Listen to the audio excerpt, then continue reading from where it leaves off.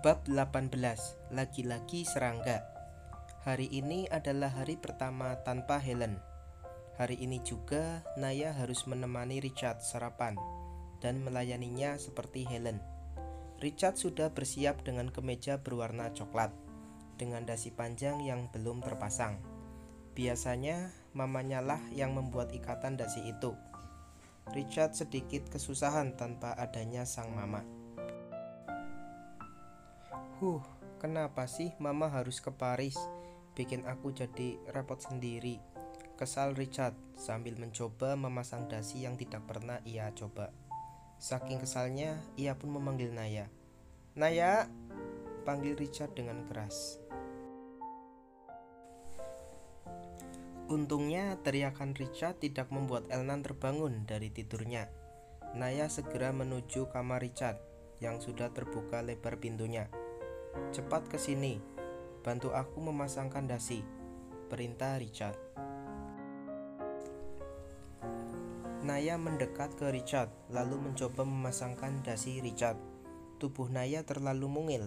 Ia pun kesusahan untuk memasangkannya. "Kalau kesusahan bilang dong."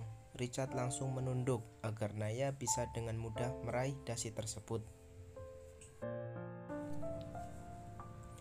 Tak ada ucapan yang keluar dari mulut Naya, membuat Richard gemas sendiri. Apalagi wajah Naya terlihat begitu serius saat memasangkan dasi untuknya. Richard jadi ingin menggodanya. Ia menaruh kedua tangannya memegang pinggang Naya. Naya masih belum menyadari itu saking seriusnya. "Hihihihi, kalau begini tiap hari rasanya aku mau kalau disuruh cepet-cepet nikah oleh mama. Apalagi melihat wajah seriusnya itu loh. Bibirnya yang terus menutup membuatku ingin kiss lagi dan lagi." Acara memasangkan dasi selesai. Ketika Naya hendak pergi, ia baru sadar bahwa ada tangan yang melingkar di pinggangnya. Sial, cari-cari kesempatan terus dia. "Sudah selesai tuan, Anda bisa melepaskan tangan Anda." "Kalau aku tidak mau?" Baru ditinggal belum genap sehari oleh Helen, Richard sudah mulai meresahkan bagi Naya. Ia harus memperbanyak stok kesabaran untuk menghadapi tingkah laku Richard yang seenaknya. "Oek, oek, oek!"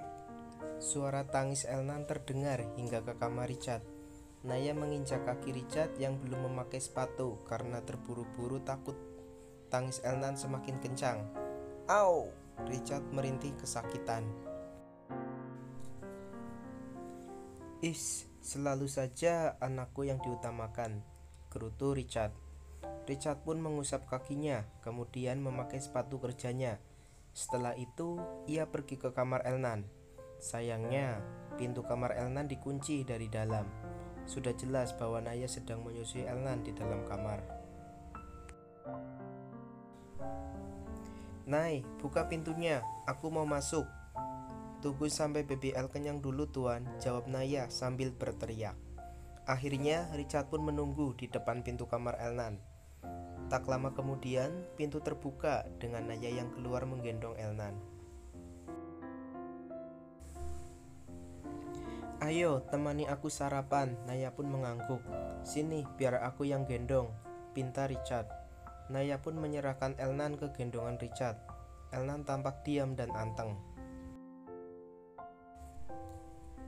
Setibanya di meja makan, semua menu sarapan sudah tersedia. Hanya saja Richard belum menyentuh sama sekali sarapannya. Ia malah asik bermain dengan Elnan. Seketika Naya tersenyum melihatnya. Meskipun Richard sebagai ayahnya, Elnan selalu sibuk dengan pekerjaannya. Tapi dikala senggang,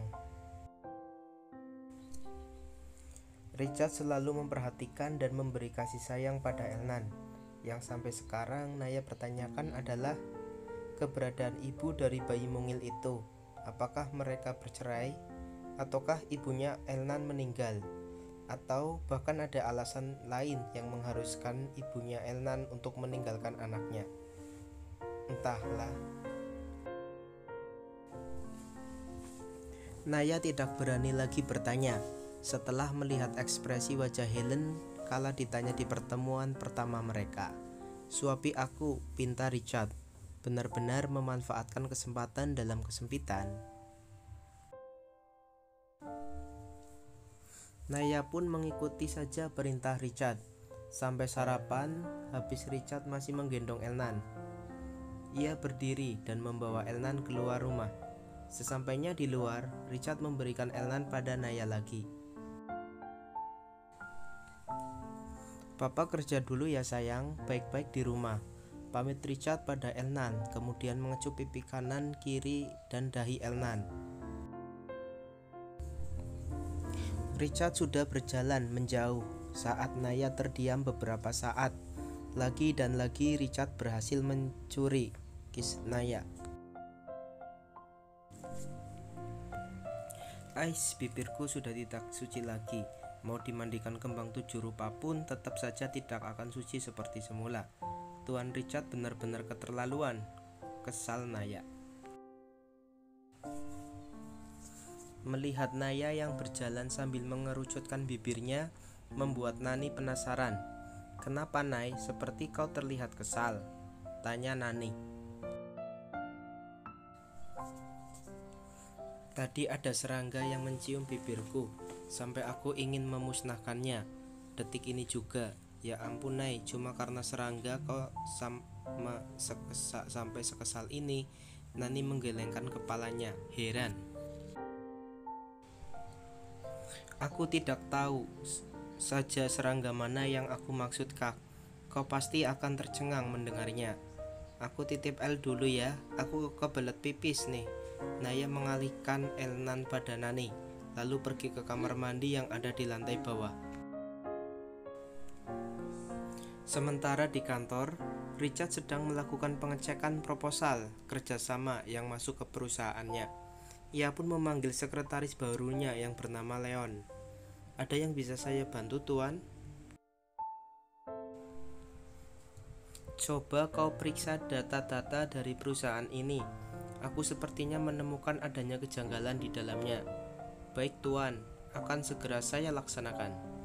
"Bagus, silakan kembali." Seperti yang kalian tahu, awalnya sekretaris Richard itu perempuan yang bernama Isabel. Namun, karena Richard tidak mau melihat perempuan itu terus memakai pakaian yang minim di perusahaan, akhirnya ia mencari sekretaris baru, yaitu Leon. Pintu ruangan Richard tiba-tiba terbuka tanpa permisi. Orang tersebut langsung duduk di sofa sebelum dipersilakan oleh sang pemilik ruangan. "Jauh-jauh datang ke sini, pasti ada hal yang penting yang ingin kau sampaikan, Lex. Coba ceritakan." "Ini mengenai kecelakaan itu. Aku menemukan hal janggal setelah berbulan-bulan melakukan penyelidikan. Ku harap kau jangan terpancing emosi." Bagaimana mungkin ia tidak terpancing emosi? Mendengar kata kecelakaan saja sudah mampu membuat dada Richard berdenyut nyeri, seakan kecelakaan itu terputar kembali di ingatannya. "Menurut hasil penyelidikan, sepertinya ada seseorang yang sengaja menyabotase mobilmu. Kemungkinan terbesarnya orang tersebut adalah musuhmu, Rich. Kau harus hati-hati ke depannya. Pelakunya masih belum dipastikan siapa orangnya, tapi perlahan-lahan pasti semuanya akan terungkap. Sampai aku tahu siapa orangnya, mati kau di tanganku." Aura kemarahan Richard terpancar di kedua bola matanya. Alex yang melihatnya pun sedikit ketakutan. Pancaran kesedihan dan kemarahan itu bercampur menjadi satu, yaitu dendam. Alex hanya berharap Richard tidak gegabah nantinya ketika pelakunya sudah bisa ditemukan. "Ada satu hal lagi yang ingin aku sampaikan. Sepertinya aku menyerah untuk mendapatkan Naya." "Baguslah, dengan begitu aku bisa bebas mendekatinya," ucap Richard. "Cih, bilangnya dia tidak sesuai kriteriamu," ledek Alex. Richard tak menanggapi ucapan Alex karena ia pun tahu bagaimana menanggapinya. Kriteria itu seolah menghilang begitu saja ketika di dekat Naya. Inikah yang dinamakan cinta itu buta.